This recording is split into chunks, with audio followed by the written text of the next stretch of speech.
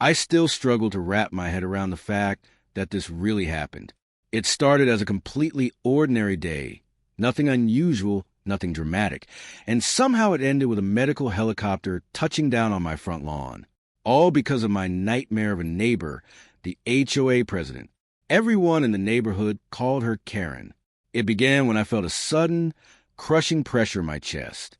Not mild discomfort, not heartburn. This was different. Deep, heavy, terrifying. I knew instantly something was very, very wrong. I staggered toward my phone, my hands trembling so badly I could barely dial, and called for an ambulance. The dispatcher who answered was incredible. Calm, steady, reassuring. She kept me focused, told me help was already on the way.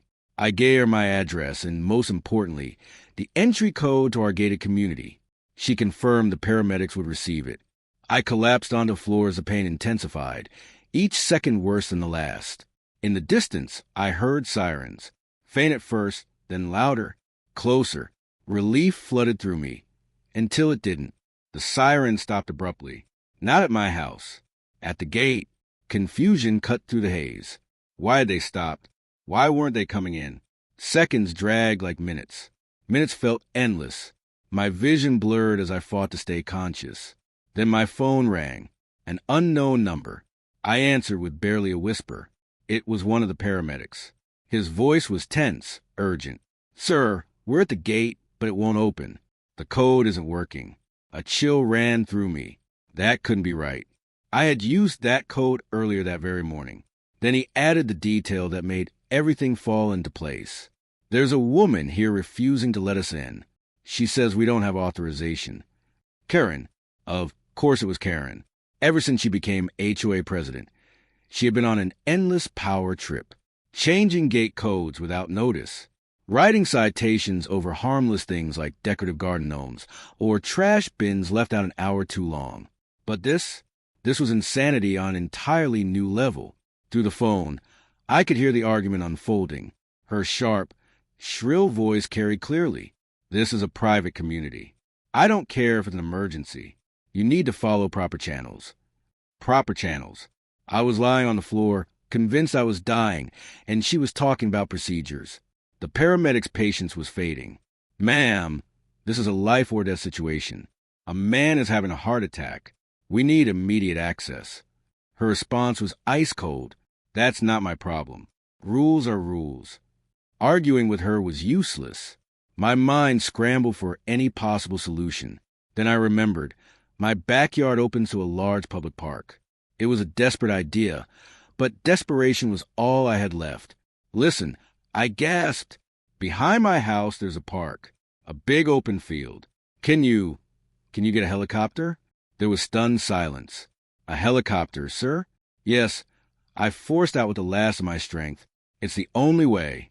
Land in the park behind my address." He didn't hesitate. "Okay, sir. We're calling it in. Stay with us." The line went dead, leaving me alone with my labored breathing and unbearable pain. I closed my eyes, certain this was it. I had no idea how much time passed. 5 minutes? 10? Then I heard it. A distant, rhythmic thumping. Faint at first. Growing louder. A helicopter. They had actually done it.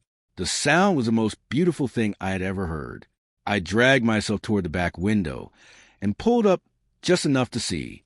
A massive medical helicopter was descending into the park behind my fence, its blades whipping the trees into chaos like something straight out of a movie. 2 flight medics leapt out before it fully landed, hauling a stretcher and equipment. They vaulted over my back fence and rushed through my unlocked back door. Within seconds they were at my side, moving with calm precision, attaching monitors, fitting an oxygen mask, administering medication. "You're having a major heart attack," one of them said. "Every second counts." As they lifted me onto the stretcher, one medic shook his head and said, "That was the wildest dispatch we've ever had. Smart thinking with the helicopter." On the way out, I caught a clear glimpse of the front gate. The ambulance still sat there, lights flashing uselessly. And standing in front of it with her arms folded tightly was Karen. Her face burned with pure fury. She wasn't looking at me. She was glaring up at the helicopter that had completely bypassed her so-called authority. The entire neighborhood had gathered outside to watch. In that moment, her little kingdom crumbled publicly and spectacularly. The helicopter ride to the hospital was a blur of urgency and noise. The medical team saved my life.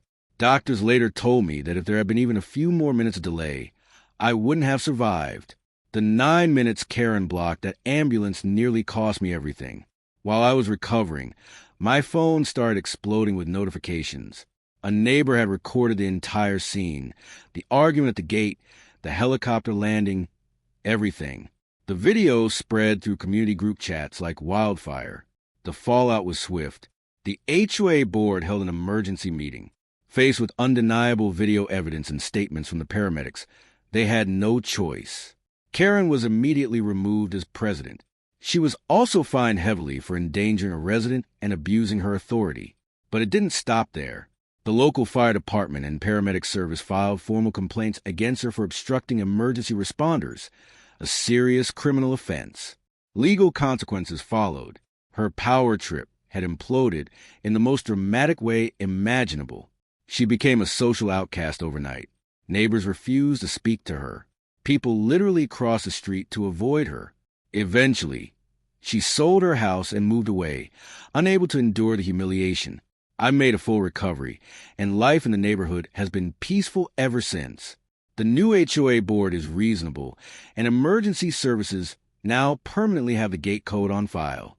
Sometimes I look out at that park behind my house and remember that day, how quick thinking, and one unforgettable helicopter ride not only saved my life, but also ended the reign of a petty tyrant. It just proves that when you're dealing with a true Karen, sometimes you have to think outside the box. Or, in my case, call for an airlift. Thanks for listening. And I sincerely hope you never have a neighbor like mine. Don't forget to like and subscribe for more stories like this.